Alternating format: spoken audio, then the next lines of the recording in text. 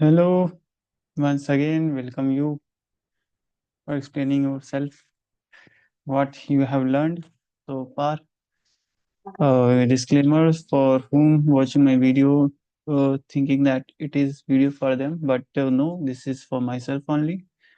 If you are interested to watch BSA playlist, go there are many good playlists on the YouTube. That's all. So let's begin. सो पिछले बार जब हमने class किया था तो हम कहाँ तक पहुंचे थे कि हैशिंग क्या होता है।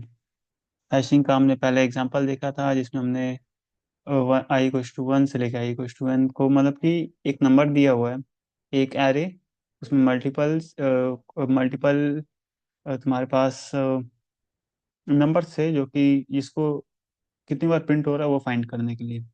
इस बार ये डिफरेंट है कि तुम्हारे पास कैरेक्टर्स दिया हुआ है। मतलब कि क्या ये सेम प्रिंसिपल तुम कैरेक्टर्स पे भी लगा सकते हो। हम लोग हैशिंग के लिए देखे थे कि एरे को कैसे रेप्लिकेट कर पा रहे हैं। एरे को मतलब कि हर एरे में रेप्लिकेट हुआ पहले तो, फिर उसको हम लोग वो मतलब कि एक खुद का एरे बना लिया डिफरेंट साइज का। उस साइज को हम लोग पहले से ही प्री डिफाइन कर लिए थे कि वो 13 का होगा कि 14 का होगा, और फिर उसके बाद फिर उसमें हम लोग उसको स्टोर करवा रहे थे, जो कि डुप्लीकेट आ रहा था उसको प्लस वन करवा रहे थे। तो क्या सेम चीज हम लोग कैरेक्टर्स के लिए भी कर सकते हैं? अगर कर सकते हैं तो कैसे, वही देखेंगे आज। तो पहले तो कैरेक्टर्स के लिए आप जानते हैं कि कैरेक्टर्स कैसे होते हैं। अगर हम लोग को पर एक यहाँ पे कंडीशन अभी के लिए हम लोग लगा रहे हैं कि अगर हमारे कैरेक्टर जो है वो सिर्फ स्मॉल कैरेक्टर्स हैं, मतलब कि ए से लेके बी जेड तक स्मॉल्स वाले। तो अगर स्मॉल में देखा जाए तो ए की वैल्यू क्या होती है, अगर एस का ही आपने पढ़ा हो, एस सी एक लिस्ट होता है जिसमें आप देख सकते हैं कि कंप्यूटर में वो चीज़ कैसे स्टोर हो रही थी। ये तो हमको दिख रहा है, पर कंप्यूटर उसको कैसे स्टोर करवाता है, in the form of number store करवाता है। तो जैसे कि ए की वैल्यू 97 होती है, बी की वैल्यू 98 होती है। हम लोग क्या करेंगे, पिछले एरे को जो थे, जहाँ पे हम लोग को डुप्लीकेट मतलब स्टोर करवा रहे थे, वहीं पे हम लोग को मेन चीज होगा कि हमें कैसे पता चलेगा कि उसके अंदर कौन सा स्टोर करवा रहे हैं। वो जो हमारा हैश वाला एरे बनेगा वो तो in the form of integers बनेगा, उसमें सिर्फ इंटीजर्स ही जाते हैं। पर हम लोग को पता करने के लिए बाई चांस हमारा जो स्ट्रिंग होगा अगर उसमें सी है, तो हम लोग क्या करेंगे कि उस सी को ए से माइनस करेंगे। और कंप्यूटर के अंदर क्या चल रहा होगा, सी की वैल्यू कितनी होगी 99। तो कंप्यूटर के अंदर वो क्या करेगा, 99 माइनस 97, वो क्या रिटर्न कर देगा, टू रिटर्न कर देगा। अब क्या करेंगे, ये जो टू रिटर्न हुआ, अब वो हम लोग को एरे हमने क्रिएट किया हुआ है, हम सेकंड पोजीशन पे जाएंगे वहां पे, और वहां पे प्लस वन कर देंगे। और जब हम लोग उसको, ये तो हो गया प्री कंप्यूटर, जब हम उसको फेच कर रहे होंगे तो वहां भी हम लोग वही काम करेंगे। मान लो उसने पूछा कि सी कितनी बार लिखा हुआ है, तो हम लोग चुपचाप चल जाएंगे सी माइनस से टू, टू में जो वैल्यू है वो रिटर्न कर देंगे। तो टू में हम लोग को कितना दिया होगा भाई, टू में मतलब कि सी कितनी बार आया है वो पता, सेकंड पोजीशन में वो स्टोर हो चुका होगा, और उसको जाके हम लोग फेच करवा देंगे तो बताएगा कि टू दो बार आया हुआ है कि एक बार आया है कि एक भी बार नहीं आया है। ये चीज हम लोग को पता चल जाएगी। सो यही है, और क्या। अब इसका हम लोग कोड करेंगे पहले। चलिए कोड करते ही हैं, हम लोग यहाँ तक तो पहुंच ही गए हैं। ये वाला कोड कंप्लीट कर लेते हैं, उसके बाद फिर आगे बढ़ेंगे। तो इसके लिए हम लोग का कोड क्या होगा, सबसे पहले तो वही होता है कि सीन यूजर से ले रहे हो, ए इक्वल्स टू यूजर ने मतलब कुछ भी दे दिया, मतलब कि अरे तुम्हें बना के दे दिया या स्ट्रिंग दे दिया। तो यहाँ पे तो हम लोग फॉर्म्स ऑफ कैरेक्टर बात कर रहे हैं, तो यूजर हम लोग को एक स्ट्रिंग देगा। तो हम लोग पहले तो एक बहुत सिंपल सा चीज करते हैं इंट में। ये क्या है, अगर ये है कि यूजर दे रहा है, अगर हमको क्वेश्चन में दिया हुआ रहता है तो इंट में हम लोग को लिखने की जरूरत ही नहीं पड़ता। बात ये है। तो इंट में हो गया, इसके अंदर क्या जाएगा, इसके अंदर सबसे पहले तो तुम्हें सीन यूजर से पूछो, सीन क्या पूछोगे इससे, एन का साइज पूछोगे नहीं, सीन पूछोगे कि तुम एक स्ट्रिंग दे दो सीन एस। पर इस सी इन एस क्या है, कैसा दिखता है, ये तुम कैसे पता लगाओगे, उसी कंप्यूटर को कैसे पता चलेगा ये एस है क्या, वो तुम्हें एक एरर दे देगा। उससे बचने के लिए क्या करोगे तुम, सीन एस पहले नहीं लिखोगे, पहले तुम लिखोगे एस का फॉर्म बताओगे कि क्या है। तो हम लोग बोल रहे हैं कि एस जो है वो स्ट्रिंग है, स्ट्रिंग एस। अब बोले कि अब तुम इसको ले लो। अब ये कंप्यूटर इसको पहचान रहा है कि ये एस है क्या। एस में हम लोग को क्या क्या कैसी वैल्यू लेनी है, तो एक स्ट्रिंग लेना है, तो in the form of string लेगा। ए जो भी जितना भी बड़ा यूजर चाहे स्ट्रिंग दे सकता है। और उसके बाद क्या करेंगे, आगे जाके सीधे क्या हम लोग फॉर लूप लगा ले। मतलब कि अब इसका काम हो गया, इसने स्ट्रिंग दे दिया, अब हमें स्ट्रिंग की जरूरत ही नहीं है। अब नेक्स्ट जो काम है वो है फेच करवाना, प्री कंप्यूट करना, बस इतना ही था। यूजर का काम सिर्फ इतना ही था कि तुमने एक स्ट्रिंग दे दिया, उसने कुछ भी लिख दिया हो, सी सी लिख दिया हो, ए लिख दिया हो, A B C, A B D D A, कितना भी साइज का हमें नहीं फर्क पड़ता। अब इसके बाद हमारा सेकंड काम होता है इसका प्री कंप्यूट करना। प्री कंप्यूट कैसे करेंगे, तो प्री कंप्यूट करने के लिए हम लोग लिख देते हैं पहले प्री कंप्यूट। ऐसे थोड़ा सा दूर दिख रहा है मुझे मॉनिटर, थोड़ा सा पास से। ऐसे थोड़ी चीजें ठीक लगेंगी। प्री कंप्यूट, क्या हम लोग को पुराना कलर यूज कर लेना चाहिए? Of course. तो प्री कंप्यूट में हम लोग क्या करेंगे, लिखेंगे कि हैश की वैल्यू क्या होगी। एक चीज तो हम लोग हैश के बारे में जानते हैं, वो है कि हैश क्या है। कंप्यूटर को भी क्या पता होगा हैश क्या है? नहीं पता होगा। तो इसके लिए तुम्हें यहाँ पे भी डिफाइन करना होगा हैश क्या है। हैश हमारा खुद का फंक्शन है क्या? हाँ, खुद का फंक्शन है। अरे है वो तुमने खुद से क्रिएट किया है और उसको नाम दिया, मतलब कि उसमें तुम स्टोर करवाओगे इंट हैश।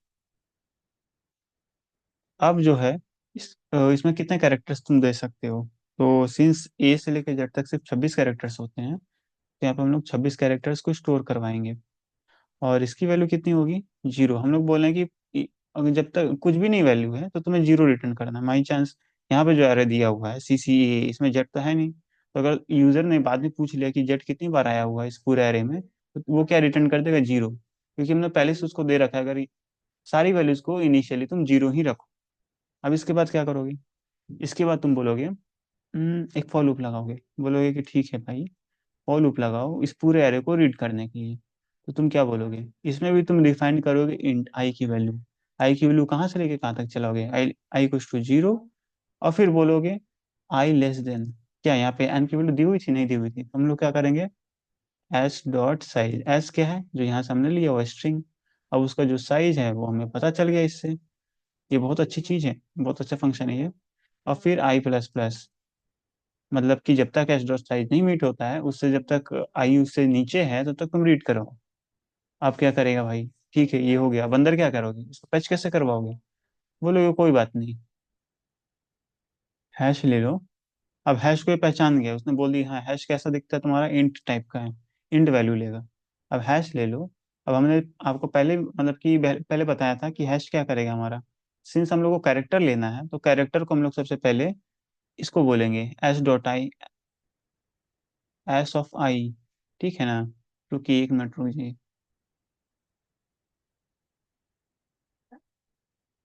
एक मिनट रुकिए मैं आ रहा हूँ। क्या करें, कुछ जरूरी काम पड़ जाता है। हम लोग क्या कर रहे थे, hash of S of I, S of I, अब इसके बाद क्या करोगे, माइनस ए। ए कैसा दिखना चाहिए तुम्हारा, ए क्या तुम डायरेक्टली लिख दोगे, ए को फैच कर लेगा क्या, हम नहीं, इसके ऊपर तुम एक ही लगा दोगे। इससे पता कर देगा भाई कैरेक्टर है, और एस ऑफ आई क्या होगा, कैरेक्टर ही तो होगा, चार। चार से क्या होता है, सिर्फ एक वैल्यू, मतलब कि पूरी जो स्ट्रिंग होगा उसका सिर्फ एक वैल्यू एस ऑफ आई। वो एस ऑफ आई में जीरो वन सेकंड पोजीशन वो तो पता नहीं होना चाहिए, S of I.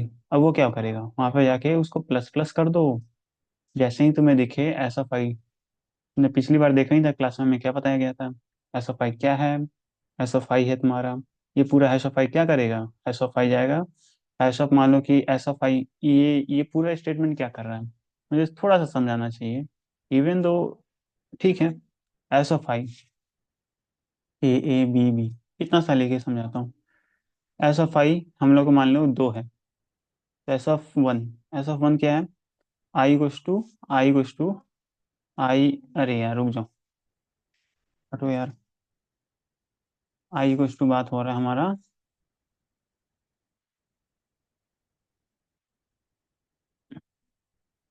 I equals to one के लिए, आई इक्वल्स टू वन पे जाएगा। तो एस ऑफ वन क्या है, वो ए, एस ऑफ वन ए,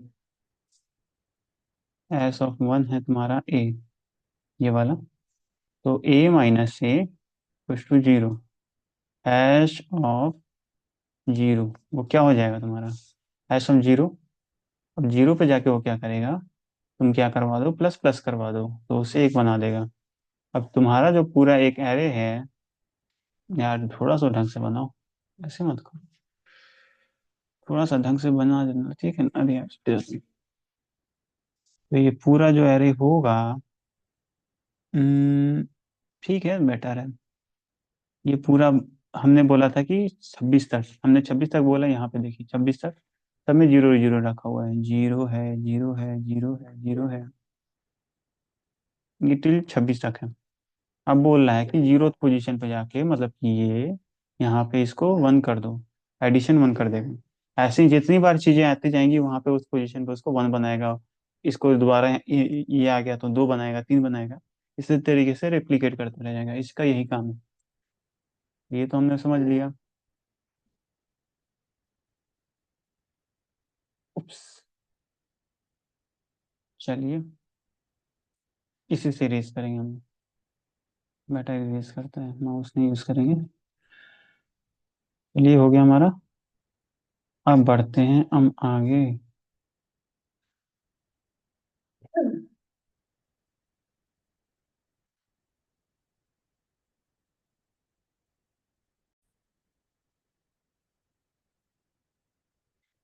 तो इसके बाद क्या हो, इन दोनों को भी रिप्लेस करना पड़ जाएगा ना। बेटर। इसका कलर हम लोग फिर से कर लेते हैं ग्रीन। ऐसा भाई हमारा प्री कंप्यूटिंग हो गया। अब क्या करना है, फैचिंग करना है। फैचिंग करने के लिए तुम क्या करोगे, डायरेक्टली भी कर सकते हो, अगर उसने दिया हुआ है, मतलब ये क्वेश्चन में दे रखा है, तुम डायरेक्टली कर दोगे। और अगर तुम VS कोड में कर रहे हो या जस्ट टेस्टिंग के लिए कर रहे हो, तो तुम्हें खुद से करना पड़ेगा, तुम यूजर से पूछोगे कि यार बता दो क्या करना है। तुम बोलोगे इंट क्यू। ये क्यू क्या है, यूजर से तुम पूछ रहे हो तुम्हारा स्ट्रिंग का क्या साइज है, तुम पूछ ले स्ट्रिंग का साइज बता दो। मतलब कि कितना तुम क्वेश्चन पूछ रहे हो, स्ट्रिंग का साइज तो ऊपर ही यूजर ने बता दिया है, स्ट्रिंग कितना बड़ा वो उसका उस समय का बात है। अब तुम पूछ रहे हो, जब क्वेश्चन पूछ रहे हो तुम्हें किस किस का रिपीटेशन जानना है, कि वो कितनी बार रिपीट हुआ है, वो तुम्हें देखना है। तो उसके लिए तुम्हें करना पड़ेगा, ये तुमने पूछ लिया कि कितना तुम्हारा जो क्वेश्चन है वो कितने, कौन कौन सा तुम ए के लिए पता करना चाहते हो, बी के लिए, सी के लिए। अगर वो 3 नंबर के लिए करना चाहते हैं तो क्यू की वैल्यू वो 3 देगा। और वो अगर 5 के लिए, 10 to the power 1 के लिए, तो बोलेगा 10 to the power 1 देगा क्यू की वैल्यू। अब इसके बाद वो उससे पूछा जाएगा, ठीक है तुमने क्यू की वैल्यू तो बता दी, इंट क्यू हमने बता दिया कि, और उसे यूजर से हमने ले लिया। अब इसके बाद उसने यूजर से ले लिया, अब उसके बाद हम लोग एक चुपचाप वाइल लूप चलाएंगे। वाइल क्यू माइनस माइनस, ये हमारा काम है, यूजर का काम उसने कर दिया है। और एक और काम है जो यूजर ने छोड़ा हुआ है, वो है कि उससे पूछना कि यार कौन कौन सा तुम्हें चाहिए। उसने ये तो बता दिया उसका साइज क्या है, पर कौन कौन सा कैरेक्टर है उसमें।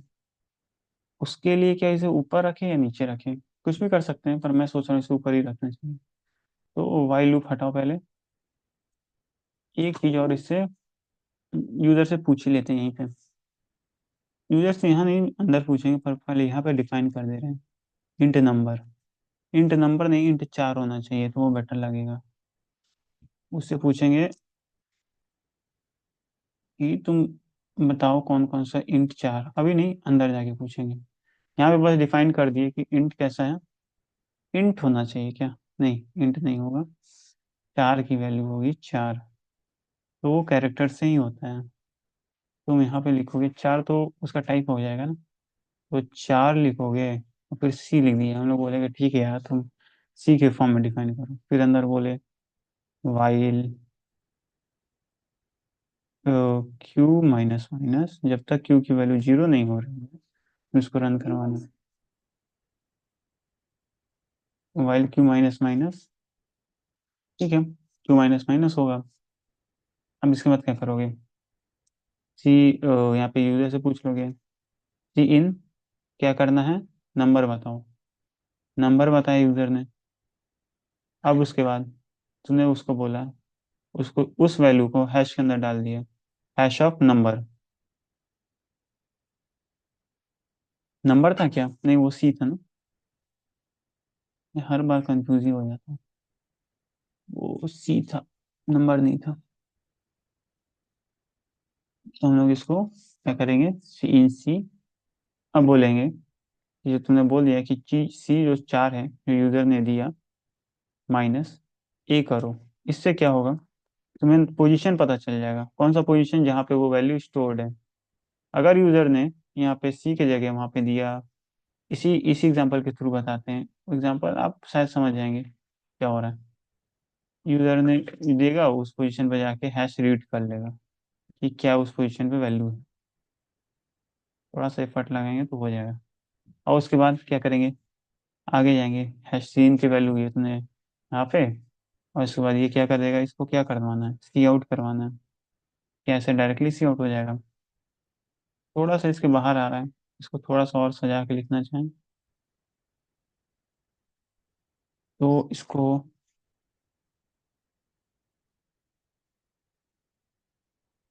इसको सी आउट करवाएंगे। क्या, hash of A of E minus A, क्योंकि ये कैरेक्टर है। और फिर यहाँ पे एक इंड लगाना मत भूलिएगा, इंड एल। उससे क्या होगा, जो तुम्हारा प्रिंटिंग होगा वो एक के बाद एक नीचे नीचे करके जाएगा। उसके बाद क्या कर दोगे, रिटर्न जीरो। बस बात खत्म। अब जो मेन जो तुमने चालू किया था उसको बंद कर दिया, और ये तुम्हारा पूरा कोड हो गया। आई होप मैंने ठीक ठाक बताने की कोशिश की होगी, डिस्क्लेमर तो है ही। अब इसके बाद हम लोग जाएंगे नेक्स्ट क्वेश्चन पे। नेक्स्ट क्वेश्चन हमारा कहता है, नेक्स्ट क्वेश्चन में जाने के लिए व्हाइट कलर ले लें। चलो, इस बार लेंगे थोड़ा सा अलग कलर। कौन सा कलर लें? हम्म,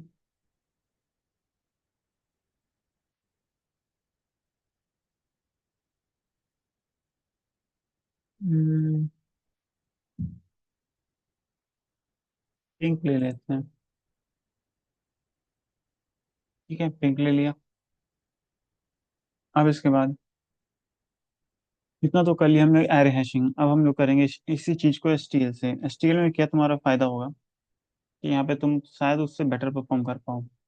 जैसे वहां पे तुम, जब तुम्हें बोला गया कि मिनिमम वैल्यू के लिए निकालो, मिनिमम वैल्यू उसने बोला 26। मतलब कि तुम्हें, मतलब कि ए से लेके जेड तक बोला कि सिर्फ मिनिमम कैरेक्टर्स रखना है।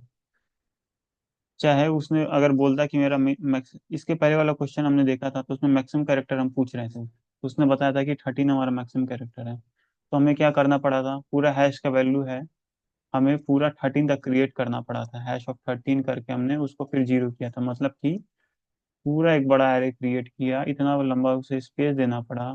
और ये पूरी वैल्यू हमने क्या की, जीरो के बराबर, मतलब कि कुछ जीरो तो लिया ही, पर इतनी वैल्यू हमने क्रिएट की ना, 13 तक हमने वैल्यू रखा, इतना बड़ा स्पेस क्रिएट किया।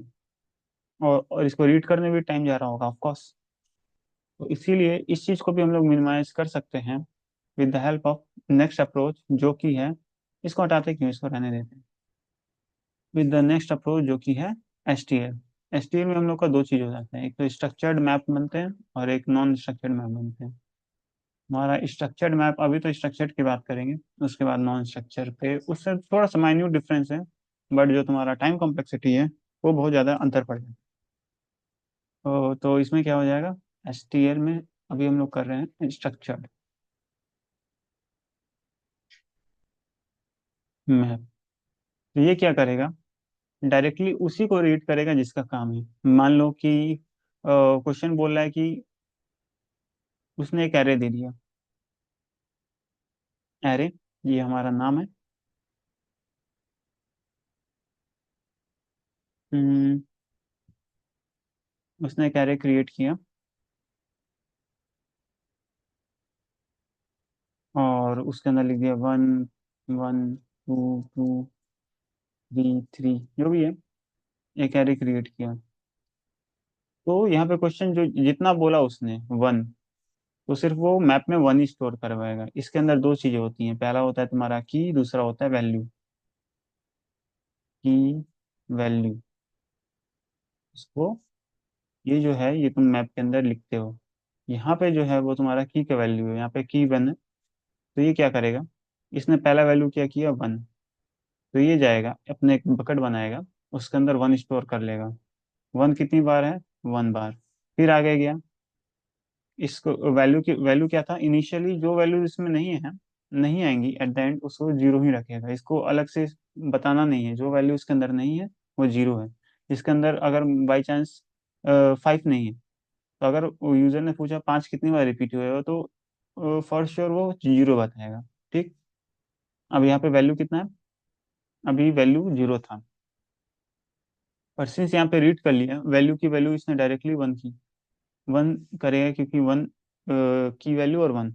अब फिर दूसरी जगह दूसरी बार इसको रीड किया, इसकी वैल्यू टू कर दी, फिर आगे गया, फिर इसने एक नया क्रिएट किया पोजीशन, वो है टू, स्पेस क्रिएट किया टू का, फिर उसमें इस क्या कितनी वैल्यू है एक, फिर आगे गया, फिर उसने देखा कि यही वैल्यू रिपीट हो रही है, तो उसको प्लस वन कर दिया, टू कर दिया, ये टू हो गया, फिर आगे गया, फिर थ्री के लिए एक स्पेस क्रिएट किया, थ्री कितने बार इसने लिखा वन बार, फिर उसको करके इस तरीके से क्या है, जितना वैल्यू यहाँ पे एरे में दिया हुआ है ये सिर्फ मैप उसी को स्टोर कर रहा है, कुछ एक्स्ट्रा स्टोर नहीं कर रहा है, हैशिंग की तरह, जिसमें पूरा अगर उसमें है या नहीं है उसको पूरा मतलब कि एरे क्रिएट करके उसके लिए एक स्पेसिफिक स्पेस क्रिएट कर रहा था। तो ये चीज हो गया। इसका आप कोड किस तरीके से दिखेगा, इसमें भी वही है। तुम इसको कैसे चालू करोगे, हिंट मेन करके ही चालू करते हैं लोग। मैं तो अभी यही कर रहा हूँ कि यूजर से पूछ ले रहे हैं कि कौन सा वैल्यू है, उसके बाद वो बताएगा। इंट इंट मेन हमारा मेन फंक्शन की तरह इसको, अरे यार ये क्या हो रहा है, मेन फंक्शन की तरह डिफाइन किया, फिर यूजर से अरे पूछ लिया, इंट क्या बोला, इंट एन। ये चीज़ तो बहुत कॉमन हो गई है, आपको याद भी हो गई होगी, बट यही है यूजर से पूछने का तरीका। फिर सीन हो गया, यूजर ने बोला एन, उसका एरे का साइज पूछ लिया। ये तुम्हारा डायरेक्ट भी हो सकता था कि एन डॉट साइज करके एन, एन क्या है वो पता कर लगा लेते, फिर भी ठीक है। क्वेश्चन में जैसे तुम्हें बोला जाए वैसे करो। उसके बाद तुम यूजर से कैसे पूछोगे, फॉर एक और चीज होगी यहाँ पे जो मिसिंग हो रही है, वो होगी इंट ARR ऑफ एन। ठीक है, तो इसके लिए एन की वैल्यू होनी चाहिए, इसके लिए होनी चाहिए। अब तुम यहाँ पे आराम से कर सकते हो, फाइव इक्वल टू जीरो, यहाँ पे आई की वैल्यू भी क्या होगी, वो भी इंट से चालू होगी, डायरेक्टली लिख दिया ना, तो हो गया ना गड़बड़। तो इसको भी हम लोग क्या करेंगे, इंट से चालू करेंगे, INT of i equals to zero, i less than n, i less than तुम्हारा एन, आई प्लस प्लस।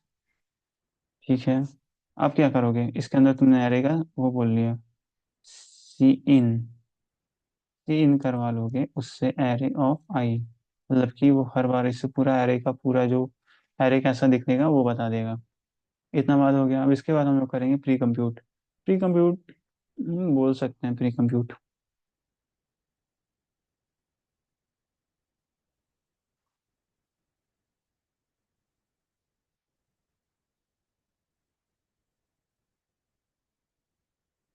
हम्म।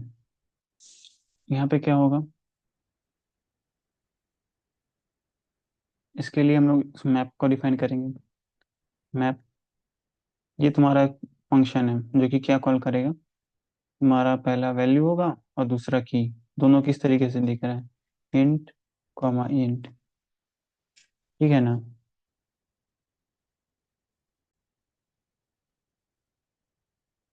तो मैप में क्या होगा, सबसे पहले तो मैप हो गया इंट कॉमा इंट, ये क्या डिफाइन कर दिया, ये तो तुमने उसको एक फंक्शन को कॉल किया जो कि है मैप, जिसके अंदर हमने बताया था कि एक की होगा और एक ही वैल्यू होगा। और फिर उसके अंदर हम लोग फंक्शन अपना बता दिए कि हमारा कैसा दिखना चाहिए, ये हमने उस अपना तरीका बता दिया कि MPP इस तरीके का दिख रहा है। आप क्या करेंगे, आप करेंगे फॉर लूप, फॉर लूप करेंगे। ठीक है, फॉर लूप करते हैं। और इसको कैसे इनिशिएट करें, क्या इसको एंड कर दे या इसको बंद कर दें, इसको बंद कर देते हैं। और int i equal to zero से लेके आई लेस देन एन, जो कि हमें पता है, इसको हम एक्चुअली ये जो ये पार्ट कर रहे हैं, ये पार्ट इसको डायरेक्टली हम लोग यहाँ भी कॉल कर सकते हैं। इस पार्ट को 2 बार करने की जगह इसको एक ही बार कर सकते हैं। आप अगर ऑप्टिमाइज करना चाहें तो आप कर सकते हैं, बट मैं अभी पूरा कर रहा हूँ। और int आई को 0 से लेके आई लेस देन 1 करेंगे, आई प्लस प्लस करेंगे। अब क्या करिएगा, इसको आप चुपचाप जाके int आई हो गया। अब इसके अंदर मैप को कॉल कर देंगे, क्या बोलिएगा, एम पी पी और फिर अंदर जाके आप बोलिएगा एरे ऑफ आई, उसको क्या कर दो, प्लस प्लस कर दो, फिर ये वही काम करेगा। ये क्या पूरा फंक्शन क्लोज हुआ? नहीं हुआ। ये जाके वो जो हमारा एम एरे ऑफ आई है वहां पे जाके उसको ऐड कर देगा, उसकी वैल्यू को 1 से बढ़ा देगा हर बार जाके। बस इतना ही काम था इसका। तो इतना सा काम के लिए ये कितना ज़्यादा ऑप्टिमाइज कर देना है चीज़ों को, ठीक है। फिर वही है, फिर इसको जाके रिकॉल किया क्यू माइनस माइनस करके। आप उसको डायरेक्टली बस अंदर जाके पूरा क्यू माइनस माइनस करवाएंगे और फिर कॉल कर लेंगे। एक खुद का नंबर क्रिएट करेंगे, ठीक है, मैं दिखाई दे रहा हूँ कहीं करना। इंट क्यू और फिर वाइल सीन सीन ले लेंगे। ये क्या करेंगे, क्यू ले लिया जो कि पिछली बार में किया था हमने। वाइल क्यू माइनस माइनस मतलब कि जब तक क्यू 0 नहीं हो जाता इसको रन करवाएंगे। उसके बाद क्या करेंगे, तो वाइल क्यू माइनस माइनस जब तक इसकी वैल्यू 0 नहीं हो जा रही तो एक ही वैल्यू के क्या करेंगे, एक हमने नंबर क्रिएट किया हुआ है, नंबर आपको हम लोग सीन ले लेंगे, सीन नंबर लेंगे। पूछेंगे यूजर से कि क्या तुम्हारा क्या है, तुम कौन सा नंबर को फेच करना चाह रहे हो। तो अगर वो उस एरे में होगा तो उसको कॉल करेगा, अदरवाइज 0 अपने आप ऑटोमेटिकली रिटर्न कर देगा। लेकिन हमने ऊपर डिफाइन नहीं किए हैं, आप कर सकते हैं, यहाँ पे तो करना ही चाहिए। इंट जैसे क्यू है वैसे ही ऊपर इंट नंबर। इसका मतलब कि नंबर का क्या टाइप है, इंट टाइप का है। फिर क्या था, इतना सा काम हो गया। अब इसके बाद हम लोग लेंगे अरे इसको कॉल कर देंगे। इसको कैसे करोगे, फैच करवाने के लिए cout M P P of, और इसको कॉल करेंगे वो है नंबर। तो बता देगा कि नंबर का कितना पोजीशन स्टोर्ड है। और फिर यहाँ पे फिर भी इंडेल करवा देंगे। इंडेल से क्या होगा, एक नेक्स्ट लाइन पे जाएगा और फिर रिटर्न करवा देंगे 0। और फिर इसको पूरा को क्लोज कर दिया। तो इस तरीके से हमारा मेन फंक्शन क्लोज हो गया। और पर अब इसमें टाइम कॉम्प्लेक्सिटी की बात कर लें, तो टाइम कॉम्प्लेक्सिटी इसका जा रहा है तुम्हारा ऑर्डर ऑफ, मतलब कि वो ये करे या एन करे, तो इसमें इसका जो मैक्सिमम बेस्ट केस होता है और एक होता है एवरेज केस। हमारा एक होता है बेस्ट केस, एक होता है एवरेज। मतलब कि बेस्ट केस में क्या रिटर्न करेगा, बेस्ट केस में ये एन बार चलेगा ना, एन बार चलेगा। और जो एवरेज केस है उसमें भी एन बार चलेगा, एन स्क्वायर बार चलेगा, ठीक है। और वर्स्ट केस में तो एवरेज केस बेस्ट केस यही है। तो वर्स्ट केस भी कुछ इसी टाइप का होगा। पर अगर इसी की जगह हम लोग अनस्ट्रक्चर्ड लिस्ट कर दें, स्ट्रक्चर्ड और अनस्ट्रक्चर्ड में सिर्फ अंतर इतना सा है कि तुम्हारा नीचे से लेके चला था कि एरे, अगर पहला एरे को पहली बार रीड किया, दूसरे एरे को दूसरी बार रीड किया, तीसरे एरे को तीसरी बार रीड किया। तो अनस्ट्रक्चर्ड है तो जरूरी नहीं है कि इसी फॉर्मेट में अरेंज करे, वो ऊपर नीचे अरेंज कर सकता है। एरे के रीड करने मतलब कि वहाँ पे लिखने को, अरेंज कर, स्टोर करने को तरीकों को वो रिटर्न को तो करेगा सिमिलरली, पर स्टोर जो कर रहा है वो स्ट्रक्चर्ड वे में ना करके अनस्ट्रक्चर्ड वे में करेगा। बस सिर्फ आपको यहाँ पे ये करना है, यहाँ पे जो मैप लिखा हुआ है इसकी जगह आप जाके यहाँ पे चुपचाप यहाँ पे लिख दीजिए अनस्ट्रक्चर्ड मैप। यहाँ पे सिर्फ अन लगा दीजिए, बस बात हो जाएगा, अनस्ट्रक्चर्ड मैप हो गया आपका। पर इसमें फर्क बहुत अन ना लिख के यहाँ पे आपको पूरा अच्छे से डिफाइन करना पड़ेगा। ओके, थोड़ा सा मिस कर रहा हूँ, पर हाँ। अन फिर थोड़ा जगह कम पड़ रहा है, अच्छे से लिखते हैं ना, हम लिख ही रहे हैं, कैसे लिखेंगे।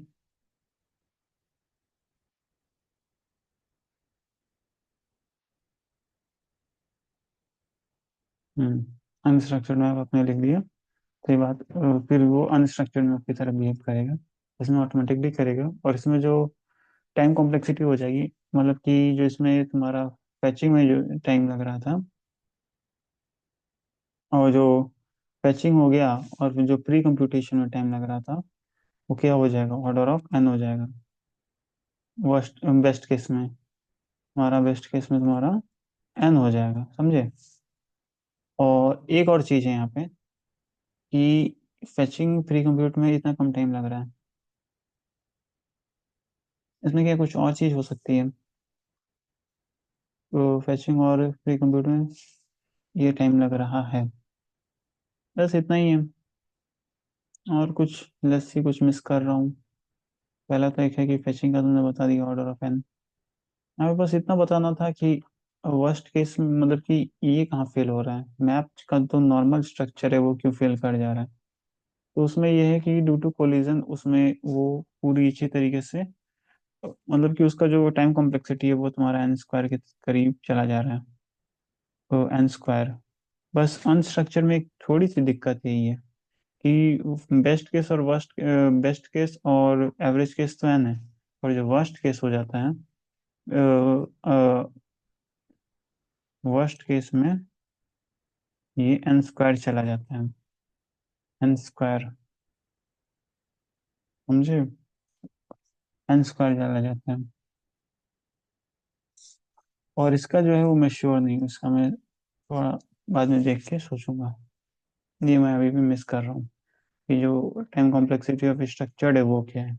पर इसका श्योर हो कि फेचिंग जो और प्री प्रोसेसिंग है ऑर्डर ऑफ एन होता है, और जो वर्स्ट केस है वो एन स्क्वायर होता है, ड्यू टू इंटरनल जो टाइम कोलिजन्स होती हैं उसकी वजह से, इंटरनल कोलिजन्स। अब इंटरनल कोलिजन्स कैसे हो रहा है वो भी है, शो कर सकता हूँ मैं कि वो कैसे इंटरनल कोलिजन्स की वजह से उसका टाइम कॉम्प्लेक्सिटी एन स्क्वायर हो जा रहा है। तो जो मैप का जो इंटरनल फंक्शन है, जो हम लोग ये जो कॉल कर रहे हैं की वैल्यू, ये क्या वर्क करता है, इसका वर्किंग जो सिस्टम है, इसके अंदर आपको मतलब कि इसमें भी बहुत सारी चीजें अंदर वर्क कर रही होती हैं, ये भी बहुत तरीके से होता है। अभी हम लोग डिविजनल देखेंगे जो कि एक सिंपल वाला है, और भी दो तरीके से होता है, वो अभी ना देखे, सिर्फ उतना जरूरी भी नहीं है। मैं सिर्फ ये समझाना चाहूंगा कि कोलिजन, कोलिजन इंटरनल कोलिजन से क्या मतलब समझ आ रहा है। तो ये होता है कि अभी तो सिर्फ देखा हमने कि वो कैसे उसको स्टोर करवा दे रहा है, पर अंदर वो काम कैसे करता है। अभी हम लोग लेट्स अज्यूम करते हैं कि वैल्यू जो है मैक्सिमम वैल्यू 10 तक के लिए ही एज्यूम करते हैं। कोई भी वैल्यू है मतलब कि डिवीजन है वो 10 से डिवाइड हो रहा है। अंदर चीज़ें और कॉम्प्लेक्स होती हैं पर मैं इसको थोड़ा इजी कर रहा हूँ। तो अगर यहाँ पे 10 से ऊपर तक की चीज़ें ही हैं, यहाँ पे 27 है, 87 है, 57 है, 77 है, फिर यहाँ पे 99 है, फिर 99 है, और फिर यहाँ पे 98 है, फिर 64 है, ऐसे करके। तो अगर इसमें हमें पता करना है कि इसका क्या पोजीशन, इसको कहाँ स्टोर करवाएगा, तो इसको 10 से डिवाइड करेगा। तो 10 से डिवाइड करने पर रिमाइंडर क्या है, 7 आ गया। और यहाँ पे देखिएगा कि इसका भी रिमाइंडर 7 हो रहा है, इसका भी 7 हो रहा है, इसका भी 7 हो रहा है, इसका 9 हो रहा है। तो इसे 9th पोजीशन पे स्टोर करवाएगा, इसको 8th पे करवाएगा, इसको 4th पे करवाएगा, क्योंकि इसका रिमाइंडर 4 हो रहा है जब इसे 6 से डिवाइड कर रहे हैं। और इन चारों का जो है वो सेम हो जा रहा है। तो वो क्या करेगा, इसके लिए वो बनाएगा ना, पोजीशन बनाना है उसको। तो देखे तो यहाँ पे कुछ हो रहा है क्या, नहीं। तो पोजीशंस कैसे बनाएगा, 99 का उसने 27 का लिखा, मतलब कि 27 कितने पोजीशन पे आ रहा है, 27 का पोजीशन बनाया उसने, 87 का बनाया, 27 का बनाया, 27 को क्या किया, जो 1 2 3 इसके जो पोजीशंस होते हैं, जो कि एरे जो ये बनाया रहता है, तो वो तो सिर्फ उसी पोजीशन, मतलब कि अगर ये 7 है तो तभी अलॉट करेगा, अदरवाइज तो उसको 0 रिटर्न कर रहा था। जो इसके अंदर पोजीशंस नहीं है उसको 0 रिटर्न कर रहा था, उसको अलग से स्टोर नहीं करवा रहा था। यही तो होता है मैपिंग, मतलब कि जो वैल्यूज है उसी को शिफ्ट करवाएगा। अभी थर्ड वैल्यू, थर्ड पोजीशन गायब है तो उसको नहीं कर रहा है, उसको उसको बाई डिफॉल्ट 0 रिटर्न कर रहा है। यहाँ पे 7 है तो 1 2 3 4 वो सब छोड़ो, सीधे 7 पे आ गया, 7 पे 1 कर दिया, और वहाँ पे वैल्यू क्या है, 27। और फिर 27 वैल्यू है उसके लिए उसने क्या किया, 7 की पोजीशन पे जाके +1 कर दिया। फिर नेक्स्ट गया 87, 87 के भी 7 से डिवाइड होके फिर उसे 7th ही पोजीशन पे जाके उसको 87 को स्टोर करवा दिया। तो अब ये कंफ्यूज हो गया कि ये 7 यही वाला है कि दूसरा 7 है, मतलब कि यहाँ यहाँ पे जाके इसे बंद करवाए या कहीं और जाके बंद करवाए। तो यहाँ पे ये दिक्कत हो जाता है। आप इसको फिर भी अंदर बाइनरी सॉल्व कर सकते हैं। उसके हिसाब से इसके अंदर बाइनरी सर्च लगा के इसको 27 को फर्स्ट में फेच करेगा, 87 को, फिर यहाँ पे 77 है उसके साथ भी सेम, सबको एक ही लाइन में एडजस्ट कर देगा। इसको बता देगा ये कितनी बार आ रहा है। 1 हो गया, 2 हो गया, 3 हो गया, 4 हो गया, जो भी है। इस तरीके से इसको स्टोर कर रहा है। पर क्या ये सेम है? नहीं। तो इसे अलग अलग करके स्टोर करना पड़ेगा ना इसे, मतलब कि 27 को अलग कर अलग जगह पे स्टोर करवाएगा, ये 27 को, 87 को, 77 को, ये तो सेम नहीं है। तो इसके लिए अलग अलग एरे चाहिए।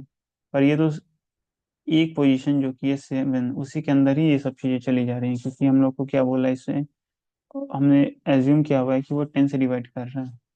तो 97, 90, इसके अंदर क्या चला जाएगा? एक तो 77, बस यही तीन वैल्यूज है ना। एक 27 है, 87 है, 77, और एक और 57 है, 57।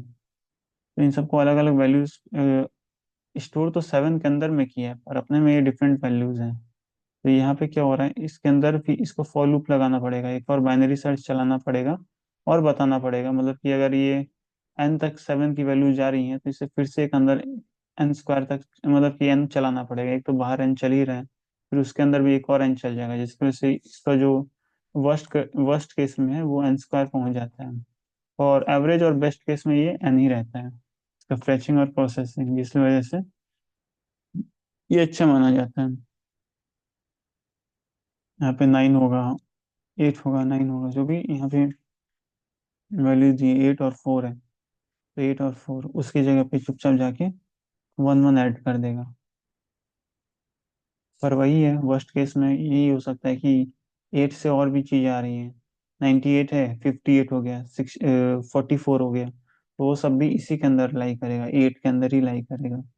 और फिर वो उसको उसको बाइनरी सर्च चला के अलग से एक फॉर लूप बना के फिर उसको उसको फेच करवाना पड़ेगा, जिसकी वजह से इसका टाइम कॉम्प्लेक्सिटी बढ़ जाता है। यही था जो कि स्ट्रक्चर और अनस्ट्रक्चर में मैं समझाना चाह रहा हूँ। इसमें कुछ चीजें मिस कर रहा हूँ मैं। ठीक है, काफी कुछ, मतलब कि कोड लाइफ तो मैंने कर दी है, पूरे कोड को कवर किया, उसके बाद फिर कैसे डिस्ट्रक्शन है बेसिक कॉन्सेप्ट क्लियर कर दिया। मिस कर रहा हूँ मैं कि इसका टाइम कॉम्प्लेक्सिटी क्या होता है। टाइम कॉम्प्लेक्सिटी में एरे और मैप का मिस कर रहा हूँ, जो कि मुझे भी देखना है। और भी चीजें मिस कर रहा हूँ, और भी कुछ कुछ चीजें हैं, और डिटेलिंग नहीं, और कोई डिटेलिंग मिस नहीं कर रहा, सिर्फ ये टाइम कॉम्प्लेक्सिटी का पार्ट मिस कर रहा हूँ। वो तो ऐसे मैं एक गेस करके बता भी सकता हूँ, पर गेस वर्क मुझे नहीं करनी, मुझे एग्जैक्ट चीजें चाहिए। बस जिस और के साथ मैं मीटिंग को एंड कर रहा हूँ।